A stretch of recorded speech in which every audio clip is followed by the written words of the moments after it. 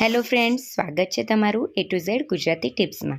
તો ફ્રેન્ડ્સ, આ રીતના જે પ્લાસ્ટિકના કે કાચના વાટકા નાના મોટા જે હોય છે તેને આપણે શું કરીએ છીએ, કેટલા વર્ષથી આપણા ઘરમાં પડી રહેતા હોય છે અને તેનો ઉપયોગ પણ આપણે બહુ જ ઓછો કરતા હોઈએ છીએ।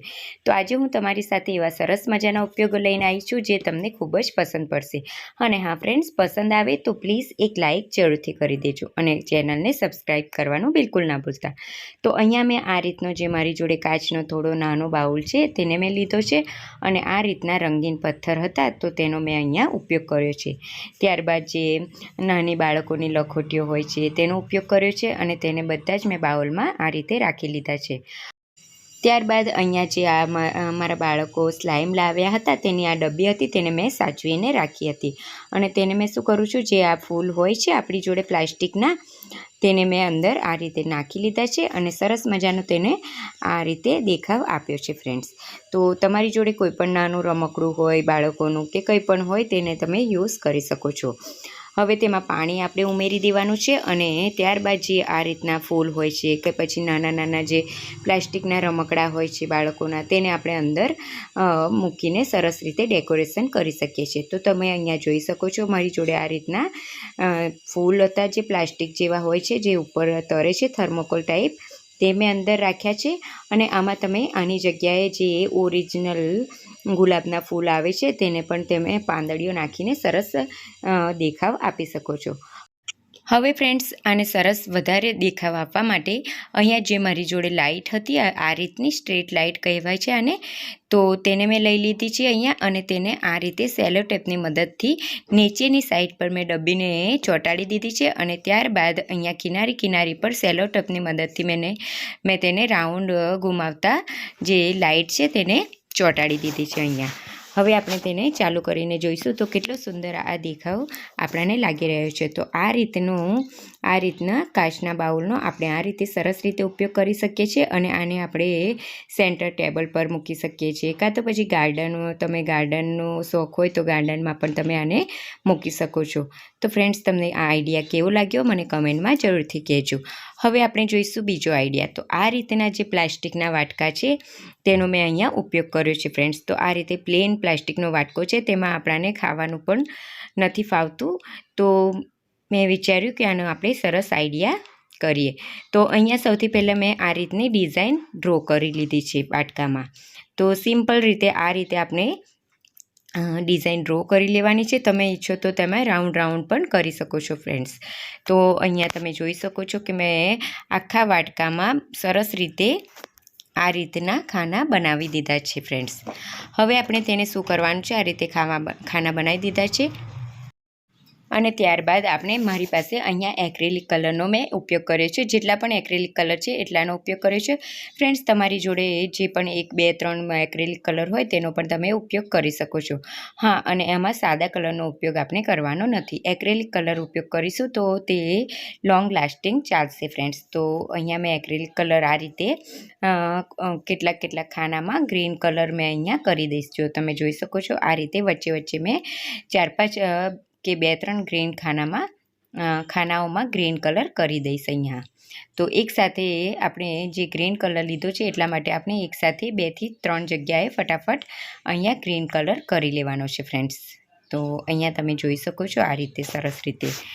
અને હા ફ્રેન્ડ્સ, તમારી જોડે જે પણ કલર હોય તેને તમે 2 કલર હોય તેનો પણ ઉપયોગ કરી શકો છો। હા, પણ આમાં વોટર કલરનો આપણે ઉપયોગ નથી કરવાના। અહીંયા આપણે એક્રેલિક કલર યા તો પછી ઓઇલ પેન્ટ કલર હોય તમારી જોડે પડ્યો હોય તો તેનો ઉપયોગ પણ તમે કરી શકો છો। તો અહીંયા મેં 4-5 જગ્યાએ ગ્રીન કલર કરી લીધો છે। ત્યારબાદ અહીંયા મેં ઓરેન્જ યાની કે રેડ કલર લીધો છે અને રેડ કલરને પણ મેં આ રીતે 2 થી 3 જગ્યાએ સરસ રીતે કરી લીધો છે ફ્રેન્ડ્સ। તો અહીંયા મારી જોડે 4 જ કલર છે એટલા માટે મેં તે બધાનો ઉપયોગ કરીને આને સરસ મજાનો લુક આપીશ। તો અહીંયા મારી પાસે ગોલ્ડન કલર છે તો તેનો ઉપયોગ કરીને પણ મેં 3-4 જગ્યાએ ગોલ્ડન કલર કરી લીધો છે। તો સરસ મજાનું આપણું કલરફુલ બાઉલ આ બનીને તૈયાર થશે ફ્રેન્ડ્સ।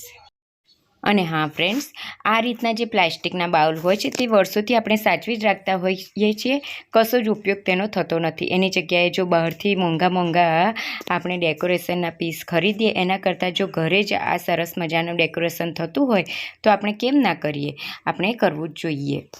તો અહીંયા તમે જોઈ શકો છો કે મેં અહીંયા કિનારી પર આ રીતે ડબલ કલરમાં શેડ આપીને મેં કિનારીને આખી સરસ રીતે રંગી લીધી છે ફ્રેન્ડ્સ. તો અહીંયા મેં ગ્રીન અને જે થોડો રેડિશ જેવો કલર હતો, એટલે કે લાલ જેવો કલર હતો, તો એ બંનેને મિક્સ કરીને અહીંયા મેં કિનારી સરસ રીતે રંગી લીધી છે ફ્રેન્ડ્સ. તો તમે જોઈ શકો છો.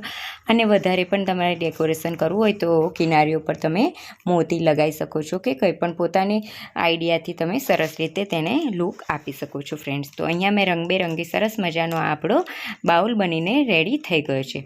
હવે આપણે તેને સુકાવા દેવાનું છે 1 દિવસ માટે, એટલે કે 6 થી 7 કલાક તમે સુકાવા દેશો તો એક્રેલિક કલર એકદમ મજબૂતાઈથી આમાં બેસી જશે. ત્યારબાદ અહીંયા જો મારી જોડે તો આ રીતના જ ફૂલ છે, તો તેનો ઉપયોગ કરીને અહીંયા મેં આ રીતના ફૂલો મેં તમને દેખાડું છું ફ્રેન્ડ્સ. અને જે આ લખોટીઓ હતી કે રંગીન પથ્થર હોય આપણી જોડે, તેનો અહીંયા મેં ઉપયોગ કર્યો છે ફ્રેન્ડ્સ. જો આની જગ્યાએ તમે ઓરિજિનલ ફૂલ આવે છે તે નાખી શકો છો, એસેન્શિયલ ઓઇલ એટલે કે સુગંધવાળું જે તેલ આવે છે તે પણ અંદર નાખી શકો છો અને ઘરમાં રાખી શકો છો ફ્રેન્ડ્સ. તો ખૂબ જ સુંદર લાગે છે અને આપણે એને સેન્ટર ટેબલ પર કે ડાઇનિંગ ટેબલ પર કે ફ્રીજ ઉપર અને રાખીને આપણા ઘરની શોભા વધારી શકીએ છીએ ફ્રેન્ડ્સ. તો તમને આઈડિયા કેવો લાગ્યો મને કમેન્ટમાં જરૂરથી કહેજો. હવે આપણે ત્રીજો આઈડિયા જોઈશું, એકદમ સરસ અને સહેલો.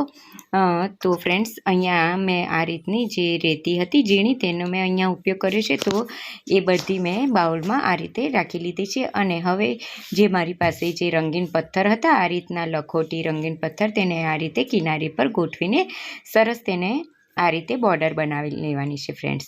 અને હા ફ્રેન્ડ્સ, આની જગ્યાએ જો તમારી જોડે નાના ઢીંગલા, નાના રમકડા હોય બાળકોના, તેને રાખીને પણ સરસ મજાનો લુક આપી શકો છો. તો અહીંયા મેં લખોટી અને આ રીતના જે પથ્થરો છે મારી જોડે, તેનો ઉપયોગ કરીને અહીંયા મેં બોર્ડર બનાવી લીધી છે. હવે અહીંયા આપણે શું કરવાનું છે, આર્ટિફિશિયલ જે ફ્લાવર હોય છે કે પછી આ રીતના જે પ્લાન્ટો હોય છે, તેને આપણે આ રીતે રેતીમાં કરી લેવાના છે. મેં અહીંયા જાસૂદના પાંદડાનો ઉપયોગ કર્યો છે અને આ રીતે મારી જોડે જે ગુલાબનું આર્ટિફિશિયલ જે ફૂલ હતું તેનો ઉપયોગ કર્યો છે ફ્રેન્ડ્સ. આની જગ્યાએ તમે કોઈ પણ આપણી જોડે જે પણ હોય તેનો ઉપયોગ કરી શકો છો ફ્રેન્ડ્સ. તો અહીંયા તમે જોઈ શકો છો. આને આપણે ગાર્ડનમાં રાખી શકીએ છીએ, એન્ટ્રન્સમાં રાખી શકીએ છીએ, ખૂબ જ સુંદર દેખાવ આપે છે ફ્રેન્ડ્સ. તો આ રીતે નાના આઈડિયા યુઝ કરીને અને ઘરમાં પડેલી વસ્તુઓનો ઉપયોગ કરીને આપણે આપણા ઘરને સુંદર લુક આપી શકીએ છીએ. તો આ ત્રણેયમાંથી તમને કયો આઈડિયા સૌથી વધારે પસંદ આવે મને જરૂરથી કહેજો.